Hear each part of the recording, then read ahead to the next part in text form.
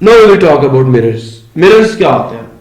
कोई भी smooth surface, क्या smooth surface, smooth and polish surface is called mirror. एक ऐसी सरफेस जो स्मूथ भी हो और क्या हो, पॉलिश भी हो, दैट इज कॉल्ड मिरर। अब वो जो सरफेस है उसकी शेप के लिहाज से वो प्लेन भी हो सकती है और कर्व भी हो सकती है। नहीं समझ आया? सरफेस जो है वो प्लेन भी हो सकती है और कर्व भी हो सकती है।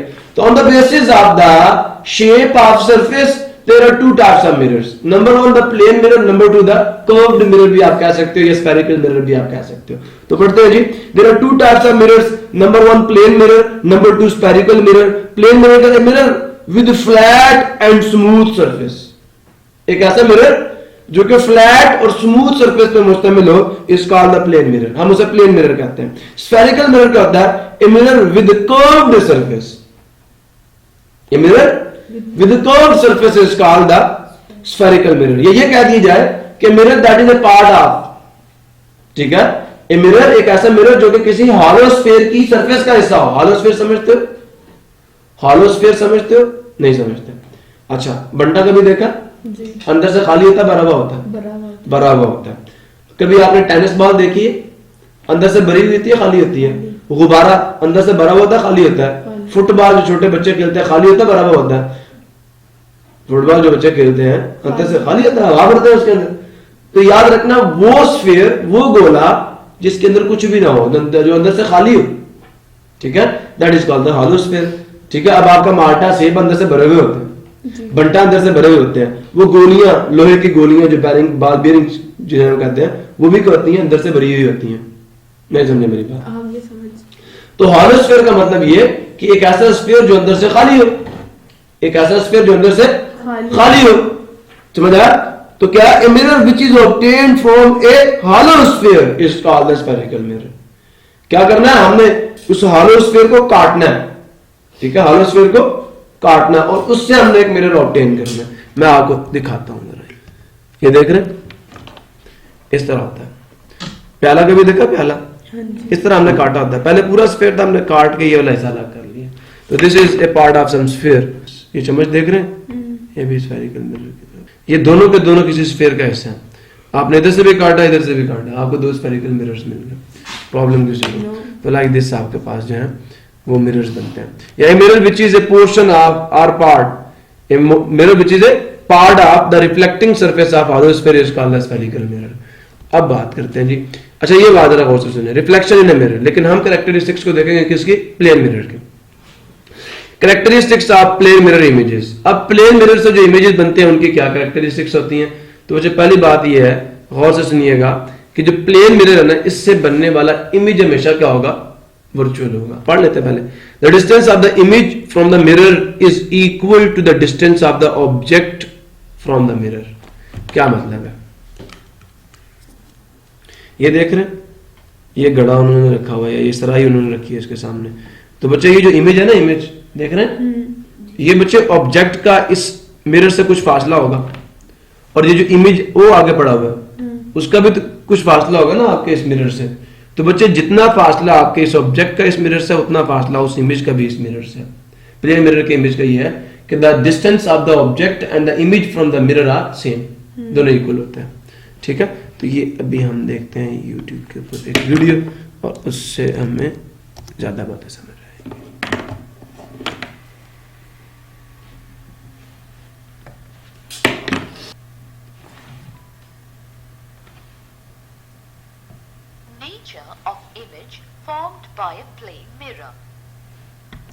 अच्छा एक बात बताऊं आपको, ये इमेज है, ये हकीकत में हमें नजर तो आ रहा है, लेकिन हकीकत में नहीं है। पीछे यहाँ पे कहीं नहीं होगा, पीछे तो आपका संगार लगा हुआ होता है। ठीक है। Your image in any mirror is the same size as you are. समझ आया? तो जो बच्चा हाइट ऑफ यू है, वही आपकी इमेज की हाइट होगी। आपको कैलकुलेट नहीं करनी पड़ेगी। आंखें बंद करके फॉर द प्लेन मिरर एक बात याद रखें, the size of object and the size of image for a plane mirror are same. अगर आप 2 कदम मिरर की तरफ चलेंगे तो आपका इमेज भी कितने कदम चलेगा? 2 कदम चलेगा। समझ आ नहीं है? 2 steps towards you, and if you take 2 steps backwards, it will also take 2 steps away from you. Thus, we can see that the image is is at the same distance from the mirror as you are. अब समझ आया? अब क्या हुआ, एक तो height आपने देखी, दोनों की साइज देखा, तो जो साइज ऑब्जेक्ट का वही साइज इमेज का। अब आपने ये देखा कि जो distance of the image from the mirror है, क्या वही डिस्टेंस ऑब्जेक्ट का? तो बिल्कुल ऐसा ही है। The distance of image and the distance of object from the plane mirror are same. दो बातें होगी। If you move your right hand, your image in the mirror moves its left hand. हाँ, समझ आया?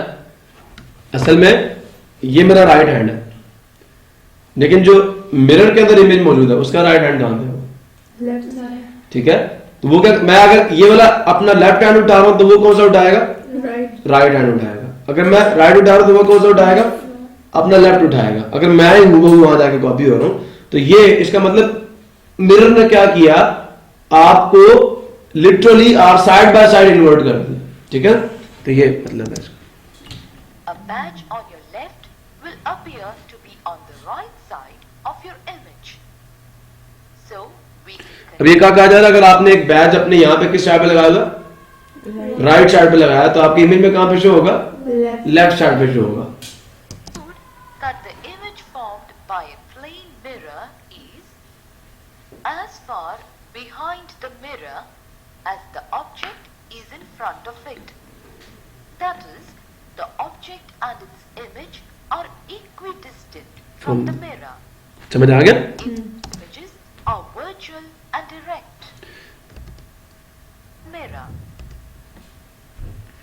The object and its image are equidistant from the mirror. Images are virtual and direct.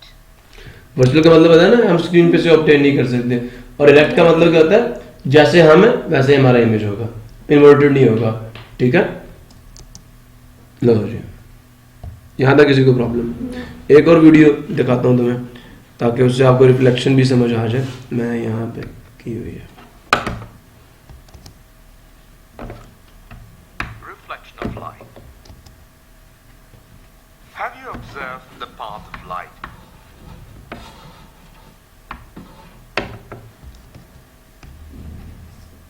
When it strikes the mirror or wall in daily life, does it move along a straight line path or changes its direction? Definition. When light ray strikes the boundary of two media, such as air and glass, a path of light is turned back into the same medium. This is called reflection of light. A highly polished surface, such as a mirror, reflects most of the light falling on it. Laws of reflection. 1. The angle of incidence is equal to the angle of reflection. And 2.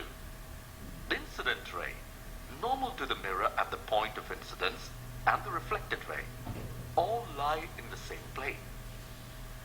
These laws are applicable to all types of reflecting surfaces, including spherical surfaces.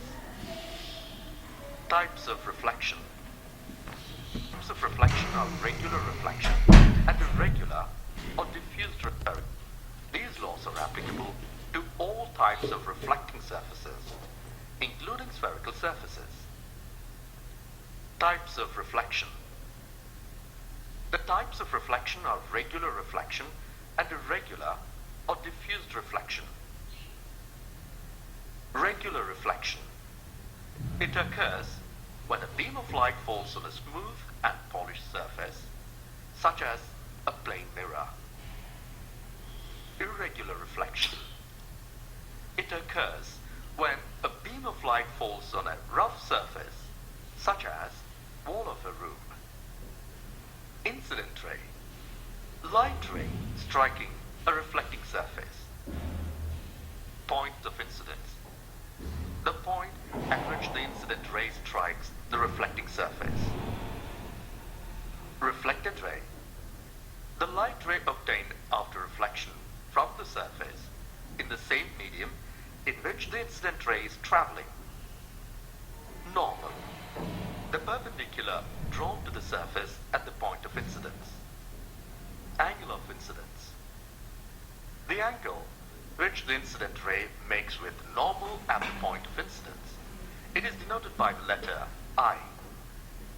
Angle of reflection. The angle which the reflected ray makes with the normal at the point of incidence. It is denoted by the letter R. Plane of incidence. The plane containing the incident ray and the normal. समझ आया? मतलब वो surface जिसके ऊपर आपका normal और आपकी incident ray हो, इसी तरह Plane of reflection. The plane containing the reflected ray and the normal. ये बच्चे आप पढ़ लो. Distance of the image from the mirror is equal to the distance of the object from the mirror.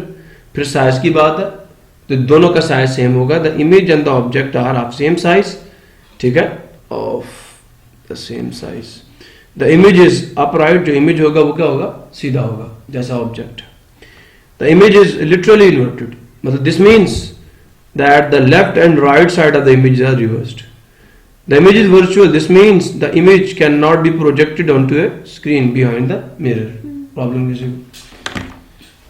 So ये बच्चे आप figure में दिखा रहे हैं. The image formed by a plane mirror appears to be reversed right and left.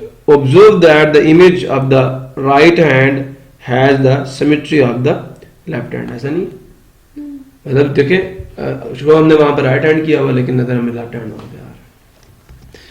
Similarly, अब आपने कभी देखा होगा कि अगर आप कोई चीज लिखी हुई चीज आईने के सामने लेके चले जाएं तो आईना क्या करता है? उसको उल्टा देता है. तो यही किया उन्होंने. Light rays are reflected in the plane mirror causing us to see an inverted image. अब यही आपको the image you see in the flat mirror is at the same distance behind the mirror as you are in the.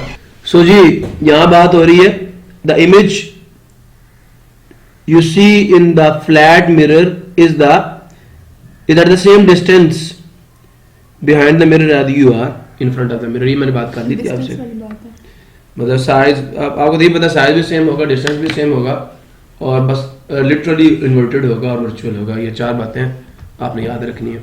और जो spherical mirror आपकी book से ये data मैंने copy किया कि mirror whose polished reflecting surface, एक ऐसा मिरर जिसकी पॉलिश्ड रिफ्लेक्टिंग सरफेस जो है इज ए पार्ट, वो हिस्सा हो ऑफ ए हॉलो स्फीयर, एक खोखले गोले का. ठीक है, या कुर्रे का. कुर्रा गोले को कहते हैं, स्फीयर को कहते हैं. ऑफ ग्लास और प्लास्टिक, वो गोला शीशे का भी हो सकता है और प्लास्टिक का भी हो सकता है. Is called spherical mirror. In a spherical mirror one of the two curved surfaces. जरा गौर से सुनना, मेरे हाथ को देख रहे हो, एक ये भी कर्व्ड सरफेस है जो इनर सरफेस है और ये आउटर कर्व्ड सरफेस है. समझ आ नहीं यार? कर्व्ड सरफेस का एक इनर पार्ट होता है एक आउटर, और दोनों कर्व्ड होते हैं. तो यहां कहा जा रहा है in a spherical mirror one of the two curved surfaces. अब चाहे वो इनर कर्व्ड सरफेस हो या आउटर कर्व्ड सरफेस हो इज कोटेड. हम उसको कोट कर देते हैं with a thin layer of silver. Silver किसे कहते हैं? चांदी. उसकी पतली सी लेयर उसके ऊपर चढ़ा देते हैं. उससे क्या होता है? लाइट वहां से रिफ्लेक्ट होना शुरू हो जाती है. ठीक है, is coated with a thin layer of silver followed by, और फिर उसके ऊपर क्या चढ़ाते हैं? फिर उसके ऊपर क्या चढ़ाते हैं?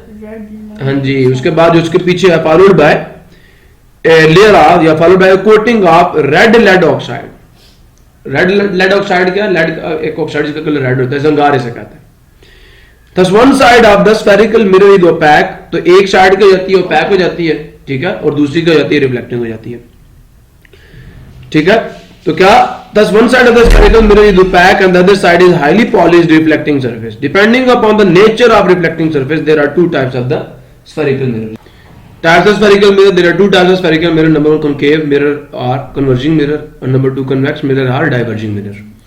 और concave mirror या converging mirror क्या करता है? रेज ऑफ लाइट को एक पॉइंट पे इकट्ठा कर देता है, मरकूज कर देता है. और डाइवर्जिंग क्या करता है? फैला देता है. तो concave mirror or converging mirror, a spherical mirror whose inner curved surface is reflecting. वो spherical mirror जिसकी अंदर की तरफ पिचकी हुई जो सतह है वो क्या हो? रिफ्लेक्टिंग हो, is called concave mirror or converging mirror. Convex mirror or diverging mirror, a spherical mirror whose outer curved surface, बाहर वाली सतह जो है वो रिफ्लेक्टिंग होगी, is reflecting is called convex mirror or diverging mirror. और एक दिन हमें बताया था कि concave को याद करने का मतलब इसे याद कर लो कि कन में केव है. नहीं समझ आया? कान में सुराख है ना, कन के मतलब जो आपके कान की तरह का है और उसकी अंदरूनी सतह जो होगी वो रिफ्लेक्टिंग होगी। सो ये इनकी डेफिनेशंस है। अब उसके बाद कुछ टर्म्स हैं जो कि रिलेटेड है, जो कि मुताल्लिक है किससे, स्फेरिकल मिरर्स के साथ, उनको देखते हैं जी। तो सेंटर ऑफ कर्वेचर का क्या मतलब है? स्फेरिकल मिरर आप देख रहे हो नो जी, ये आपके दो स्फेरिकल मिरर्स हैं, ये इसका सेंटर है, ठीक है, इसे पोल कहते हैं। लेकिन जिस स्फेयर से आपने इसको काट के निकाल दिया, थोड़ा सा गौर करें तो ये आपको हल्की सी स्फेयर की झलक मिल रही होगी यहाँ पे, ठीक है, यहाँ पे ये स्फेयर की हल्की सी झलक है जिस स्फेयर से आपने इसको काट के निकाला है।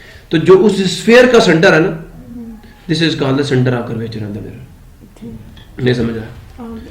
तो डेफिनेशन क्या बनी? सेंटर ऑफ कर्वेचर क्या? The centre of the sphere from which the spherical mirror is obtained is called the centre of curvature of the mirror. फिर क्या जी? Radius of curvature. तो इसी तरह जिस स्फेयर से आप लोगों ने स्फेरिकल मिरर को कट करके बाहर निकाला है, उस स्फेयर के सेंटर को आप सेंटर ऑफ कर्वेचर कहेंगे, और उस स्फेयर के रेडियस को आप रेडियस ऑफ कर्वेचर कहेंगे। समझ आया? तो ये कहा जा रहा है the distance between the centre of curvature and the pole. अब ये भी कह सकते हैं आप लोग कि जो स्फेयर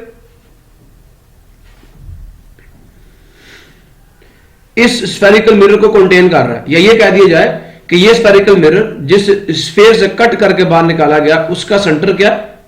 मिरर का सेंटर ऑफ कर्वेचर, ठीक है, और उस स्फेयर का रेडियस इसका रेडियस ऑफ कर्वेचर है। या ये कह दिया जाए कि सेंटर ऑफ कर्वेचर से लेकर मिरर के पोल तक का फासला, असल में वो सरफेस की बाउंड्री है, तो मिरर के पोल तक का फासला जाती है called the radius of curvature. दो डेफिनेशन है। या तो ये कह दिया जाए the radius of sphere from which the spherical mirror is obtained is called the radius of curvature, या ये कह दिया जाए कि सेंटर ऑफ कर्वेचर से लेकर मिरर के पोल तक का फासला। अब पोल क्या? मिरर के सेंटर को पोल कहते हैं, ठीक है। तो ये आ गया the distance between the centre of curvature and the pole of the mirror is called the radius of curvature of the mirror. Pole क्या जी? The middle point of the centre of the spherical mirror is called its pole. तो यहां देखें ये जो पोल लिखा हुआ वहां पे, बिल्कुल जैसे हमारी प्लेट का सेंटर होता है ना, इस तरह प्याले का सेंटर होता है, इसी तरह हमारे पास जो स्फेरिकल मिरर है इसके सेंटर को इसका पोल कहा जाता है। प्रिंसिपल एक्सिस क्या? यहां देखें ये लाइन है, ये लाइन वो लाइन जिसके ऊपर सेंटर ऑफ कर्वेचर और पोल दोनों मौजूद हो। A line that passes through the both centre of curvature and pole is called that is called the principal axis. फिर सुन ले, प्रिंसिपल एक्सिस एक ऐसी लाइन है जिसके ऊपर आपका सेंटर ऑफ कर्वेचर भी मौजूद हो और आपका पोल भी मौजूद हो, उस लाइन को हम कहते हैं प्रिंसिपल एक्सिस। फिर पढ़े प्रिंसिपल एक्सिस क्या जी? The straight line passing through the centre of curvature and the pole of the mirror is called the principal axis of the mirror. Aperture क्या होता है? क्या? अच्छा देखें ये गोल है ना, मिरर की बाउंड्री एक प्याले की तरह गोल है, ये चक्कर प्याला नुमा है ना, ये प्याले का जो सबसे ऊपर वाला हिस्सा ये सर्कुलर नहीं है, नहीं समझ आ? ये जिसका मुंह है प्याले का ऊपर से, ये जो बाउंड्री है उसकी, ये सर्कुलर है ना, तो इस सर्कल के रेडियस को या इस सर्कल के डायमीटर को हम मिरर का अपर्चर कहते हैं। नहीं समझ आया? स्फेरिकल मिरर की बाउंड्री सर्कुलर होती है, तो उस सर्कल के डायमीटर को हम इसका कहेंगे अपर्चर कहेंगे, अपर्चर, ठीक है, मोटाई, विड्थ, प्रॉब्लम किसी। तो ये यहां आपको बता रहे हैं आर, ये aperture, this is, so now we will see what is the aperture. So the diameter or width of the spherical mirror is called its aperture. तो जो स्फेरिकल मिरर की बाउंड्री है वैसे तो प्याले की तरह ना, तो जो प्याले का ऊपर मुंह है वो तो सर्कुलर है, तो उस सर्कल के डायमीटर को हम लोग मिरर का अपर्चर कहते हैं, उसकी चौड़ाई कहते हैं, उसकी विड्थ कहते हैं। उसके बाद जी प्रिंसिपल फोकस क्या होता है? ये देखें प्रिंसिपल एक्सिस के पैरेलल रेज आई, जरा गौर से देखिएगा,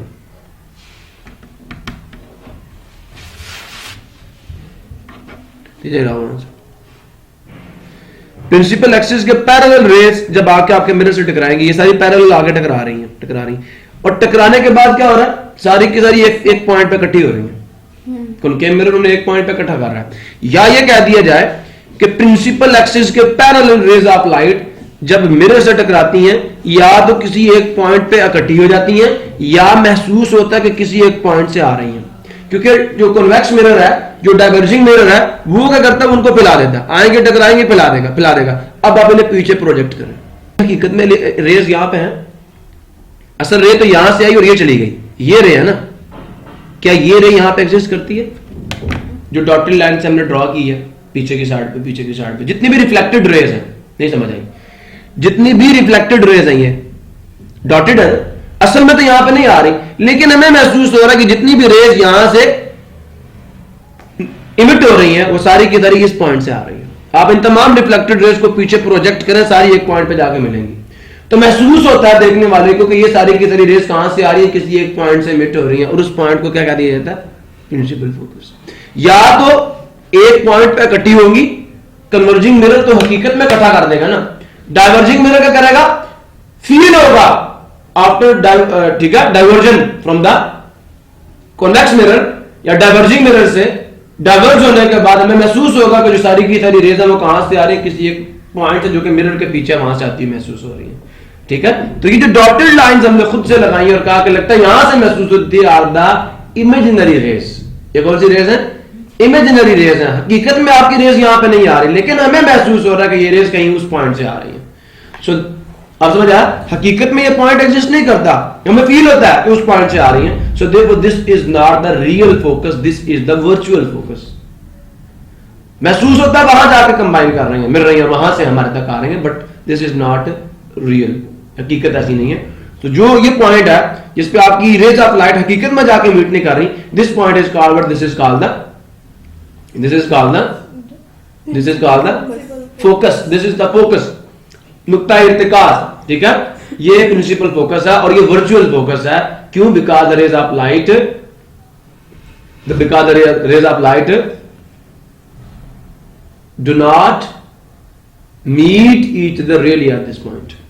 The rays of light वो really इस point पे meet नहीं करती, they appear to be coming from that point. So therefore this is the virtual focus. This is not the real focus. But in the case of concave or converging mirror, the rays of light meet each other at the focus really. So therefore that is the real focus. Problem किसी को clear हुआ?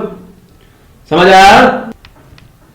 बढ़े जी इसको। Principal focus का a point on the principal axis होता है, ये भी किस पे? प्रिंसिपल एक्सिस पे। A point on the principal axis to which rays of light parallel to the principal axis converge। समझ आया? फिर सुन ले, A point on the principal axis, principal axis पे मौजूद वो नुक्ता to which, जिसकी तरफ या जिस पर रेज ऑफ लाइट, रोशनी की शुआएं parallel to the principal axis, जो कि प्रिंसिपल एक्सिस के पैरेलल होती हैं, क्या करती हैं? कन्वर्ज, मिल जाती है उस पॉइंट पे। फिर सुन ले, point on the principal axis to which rays of light parallel to the principal axis converge. Principal axis के पैरेलल रेज ऑफ लाइट जिस पॉइंट पे कन्वर्ज करती हैं after hitting the surface of mirror, या और कहा फ्रॉम विच, ये कहां से? A point on the principal axis, ये वहां पे लगेगा, a point on the principal axis from which the rays of light appear to be coming out। वो पॉइंट प्रिंसिपल एक्सिस पर जिससे आपको रेज ऑफ लाइट निकलती हुई महसूस हो, आपको महसूस हो कि वहां से इमर्ज हो रही है, वहां से निकल रही है, ठीक है। After reflection from the mirror is called the principal axis, but this is the virtual. जहां से निकलती महसूस हो, हकीकत में ना मिले, जहां से आपको लगे यहां कहीं मीट कर रही है, वहां से आ रही है, that is not the real focus, that is the virtual focus, ठीक है। तो दोनों डेफिनेशन एक में कर दी। क्या? A point on the principal axis to which the rays of light converge or from which they appear to be coming out after reflection from the surface of mirror। Problem जी, types of principal focus दो होती हैं, एक virtual है और एक real है, ठीक है। रियल फोकस क्या होता है जी? That type of principal focus at which the rays of light actually meet after reflection or refraction from the mirror or lens. Lens में भी ऐसा ही होगा, लेंस भी कन्वर्ज करेगा ना या डाइवर्ज करेगा, तो मैंने दोनों की इकट्ठी डाल दी, या आप सिर्फ मिरर की करना चाहते हो तो मिरर की कर दो कि point at which rays of light really meet after reflection from the surface of mirror, that is called the real focus. Virtual focus का that type of principal focus at which the rays of light do not actually meet after reflection or refraction from the mirror or lens. Reflection mirror से होगी और refraction किससे होगी? Lens से होगी, that is called the virtual focus. Focal length क्या होती है?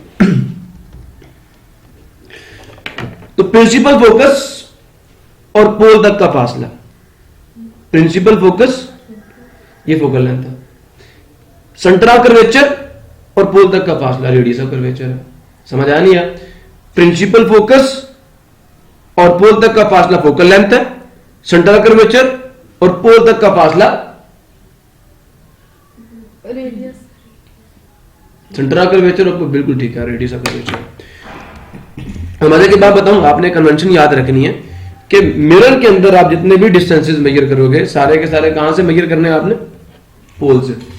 ऑब्जेक्ट का डिस्टेंस भी पोल से। प्रिंसिपल फोकस और सेंटर ऑफ कर्वेचर तो आपने पता कर लिया। फिर अब आपसे बंदा ये पूछे कि फोकल लेंथ में और रेडियस ऑफ कर्वेचर में कोई ताल्लुक है या नहीं, तो बेटे बाय एलिमेंट्री ज्योमेट्री आप ये प्रूव कर सकते हैं कि किसी भी स्फीयर का की जो फोकल है, सॉरी, जो किसी भी स्फेरिकल मिरर की फोकल लेंथ है वो उसके रेडियस ऑफ कर्वेचर के हाफ के बराबर होती है। नहीं समझ आया? यहां देखें, ये पॉइंट जो है आपका प्रिंसिपल फोकस है, ये पॉइंट। तो it is proved mathematically that this is the principal focus, capital F. तो जो सेंटर ऑफ कर्वेचर से पोल तक का फासला वो क्या रेडियस, और जो पोल से प्रिंसिपल फोकस तक का फासला हुआ फोकल लेंथ। तो ये जो फोकल लेंथ होती है ना, इसको 2 दफा ऐड करो तो आप कहां तक पहुंच जाओगे? इसका मतलब क्या हुआ? इसका मतलब क्या हुआ कि सी नहीं, radius of curvature capital R is equal to 2f। C is the point not the length, C point है। तो रेडियस ऑफ कर्वेचर जो फोकल लेंथ का 2 टाइम है। समझ आया? मतलब जो आपका रेडियस ऑफ कर्वेचर है, आपने पता करना हो जी फोकल लेंथ कहां, प्रिंसिपल फोकस कहां पे होगा, आप रेडियस ऑफ कर्वेचर को हाफ कर लो, आपको पता चल जाएगा कि पोल से इतने फासले पे हमारी क्या जी, हमारा प्रिंसिपल फोकस है। यहां पे रेज ऑफ लाइट जो है वो फोकस होंगी। प्रॉब्लम रेडियस ऑफ कर्वेचर आपको पता, तो आप प्रिंसिपल फोकस बड़ी आसानी से फाइंड कर सकते हो। क्या करो, रेडियस ऑफ कर्वेचर को हाफ कर लो, 2 को वहां जाकर डिवाइड कर दो। फोकल लेंथ पता है तो आप क्या कर लो, उसको 2 से मल्टीप्लाई कर लो, आपको रेडियस ऑफ कर्वेचर भी पता चल जाएगा। बात समझ आई? तो ये रिलेशनशिप है, याद रखना है बात में। तो कितनी बातें की हमने? First of all centre of curvature को डिफाइन किया कि जिस स्फीयर से आपने स्फेरिकल मिरर को ऑब्टेन किया उसका सेंटर, मिरर का सेंटर ऑफ कर्वेचर। जिस स्फीयर से आपने मिरर को ऑब्टेन किया उसका रेडियस आपके मिरर का रेडियस ऑफ कर्वेचर है। समझ आया? आपके स्फेरिकल मिरर की जो बाउंड्री है वो सर्कुलर होती है, तो स्फेरिकल मिरर की बाउंड्री के डायमीटर को उसका अपर्चर कहते हैं, उसकी विड्थ कहते हैं। समझ आया?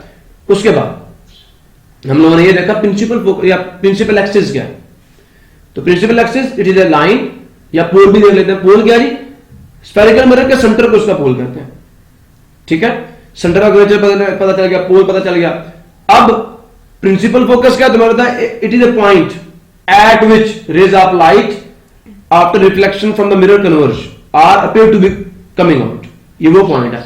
ठीक है, 3 पॉइंट हो गए। अब प्रिंसिपल एक्सिस क्या आप इसको यूं डिफाइन कर सकते हैं, ए लाइन। ठीक है, a line that passes through the centre of curvature, principal focus and pole, तीनों से पास करती है। या आप ये कहते हैं line that passes through the centre of curvature and the pole of mirror is called the principal axis. Problem clear हुआ? फिर जो फोकल लेंथ है वो क्या है? Focal length it is the distance between the pole and the principal focus. Pole और principal focus के दरमियानी फासले को फोकल लेंथ कहा जाता है। प्रॉब्लम, प्रिंसिपल फोकस के कितने टाइप्स हैं? 2 टाइप्स हैं। एक रियल फोकस होता है, एक वर्चुअल फोकस होता है। रियल फोकस क्या? That type of principal focus at which the rays of light really meet, हकीकत में मीट करती हैं, that is called the real principal focus. And that type of principal focus at the rays of light appear to be meeting, but they do not meet really at that point, so therefore that is called the virtual focus. तो यहां से अब आप मुझे ये बात बताएं कि कॉनकेव मिरर का प्रिंसिपल फोकस रियल है या कॉन्वेक्स मिरर का? कॉनकेव का रियल है और कन्वेक्स का वर्चुअल है। कोई डाइवर्स करता है ना तो अपीयर होती है वहां से निकलती हुई। प्रॉब्लम किसी को? फिर हमने आखिर पे रिलेशनशिप देख लिया between the radius of curvature और फोकल लेंथ। तो हमने ये देखा फोकल लेंथ का 2 टाइम जो है वो रेडियस ऑफ कर्वेचर के बराबर होता है। ये कह दीजिए कि रेडियस ऑफ कर्वेचर का जो हाफ है वो आपकी फोकल लेंथ के बराबर है। ठीक है, रेडियस ऑफ कर्वेचर के हाफ पे आपका प्रिंसिपल फोकस बड़ा होता है, ये भी कह सकते हैं हम।